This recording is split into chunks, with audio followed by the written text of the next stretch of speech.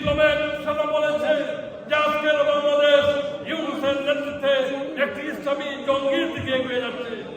আজকের বাংলাদেশে এই ডক্টর ইউনূসরা যাদের জন্ম হয়নি, যেই সমন্বয়করা এবং অনেক উপদেষ্টাদের যখন জন্ম হয়নি, তার আগে ৭৬ বছর আগে আমার বাংলাদেশ ছাত্রলীগের জন্ম হয়েছিল। অনেক উপদেষ্টাদের জন্ম হয়নি, অনেক সমন্বয়কের জন্ম হয়নি। ৭৫ বছর আগে বাংলাদেশ আওয়ামী লীগের জন্ম হয়েছিল, যে আওয়ামী লীগের নেতৃত্বে আজকের বাংলাদেশের স্বাধীনতা হয়েছে। যেই ছাত্রলীগের প্রায় ১৭,০০০ ছাত্র যুবক ভাইরা সেদিন আত্মাহুতি দিয়েছেন আমার লাল সবুজের পতাকার জন্য, সেই ছাত্রলীগকে আজকে তারা নিষিদ্ধ করেছে। আজকের বাংলাদেশ আওয়ামী লীগকে তারা নিষিদ্ধ করার ফায়দা করছে। সেটা বড় কথা নয়, সবচেয়ে বড় কথা হচ্ছে আমার মুক্তিযুদ্ধের চেতনা, আমার স্বাধীনতার মূল্যবোধ, আমার মুক্তিযুদ্ধের বাংলাদেশকে তারা একটি পাকিস্তান যাচ্ছে।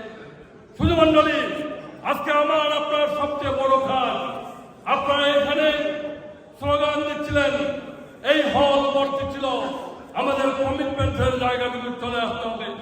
আজকের এই সিলেট সিটি কর্পোরেশনের মেয়র যার বাড়ি জ্বালিয়ে দিয়েছে, যিনি সিলেট সিটি কর্পোরেশনকে একটি আধুনিক স্মার্ট একটি গ্রিন সিটি কর্পোরেশনের অঙ্গীকার করেছিলেন, সেই মেয়রের বিরুদ্ধে আজকের শত শত মামলা দিচ্ছে, হত্যা মামলা দিচ্ছে। প্রায় ৩,০০০ পুলিশকে হত্যা করা হয়েছে, প্রায় হাজার হাজার আওয়ামী লীগ, যুবলীগ, ছাত্রলীগ নেতাদের হত্যা করা হয়েছে। আজকে সকাল ৯টায় আমরা বেরিয়েছিলাম, আমি সুলতান ভাই, আমরা গিয়ে একজন এমপির সাথে দেখা করেছি, তার নাম হলো মেঘিলা। পরবর্তীতে আমরা লর্ড বিল মরিয়ার সাথে দেখা করেছি ৩টার দিকে। তারপরে আপনাদের সবাই এসেছি। আমরা চাই আপনাদের কমিটমেন্টের জায়গাটুকু আসতে হবে।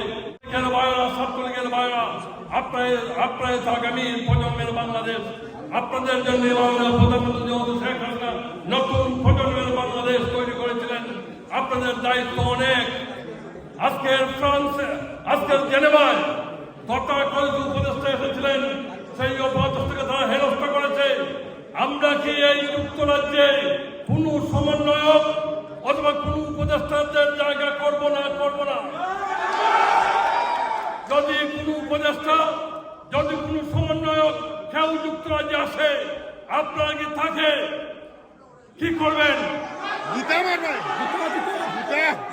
আমরা সেই সমন্বয়ক, সেই উপদেষ্টাদের এই যুক্তরাজ্যের মাটিতে আমরা তাদেরকে না বলবো, তাদেরকে প্রতিরোধ করব, প্রতিহত করব।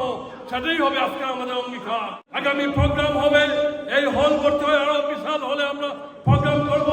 আওয়ামী লীগের নেতৃত্বে যুবলীগকে সাথে নিয়ে আমাদের সকল সহযোগী সংগঠন